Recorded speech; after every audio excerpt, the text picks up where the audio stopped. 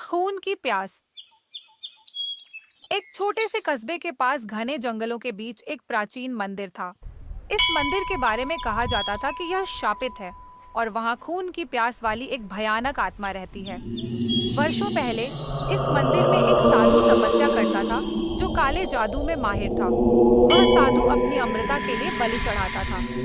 गांव के लोगों को उसने कई बार छल से बलि चढ़ाया और उनकी मौतों से अपनी ताकत बढ़ाई।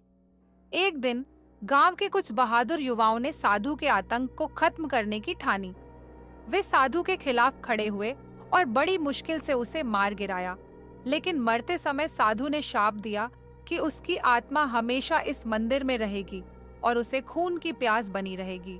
हर पूर्णिमा की रात वह आत्मा बाहर निकलती है और जिस भी इंसान का खून उसके हाथ लग जाता है, वह उसे मौत के घाट उतार देती है।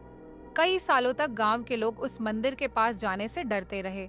लेकिन एक दिन एक युवक जिसका नाम अर्जुन था, वह इन कहानियों पर यकीन नहीं करता था।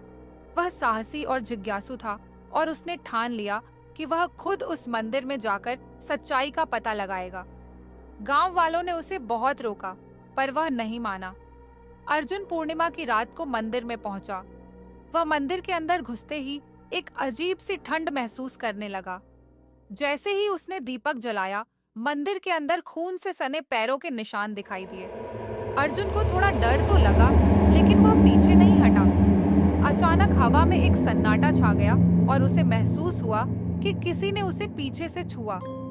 जब उसने मुड़कर देखा, तो सामने वही साधु की आत्मा थी, जिसकी आंखों में खून की भयानक प्यास जल रही थी।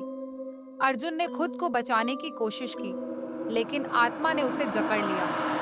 उसकी चीखें जंगल में गूंजने लगीं और वह साधु की आत्मा उसकी जिंदगी खत्म करने के लिए आगे बढ़ी। सुबह जब गांव के लोग मंदिर पहुंचे, तो अर्जुन का शव खून से लथपथ मिला और उसके चेहरे पर खौफ जम चुका था।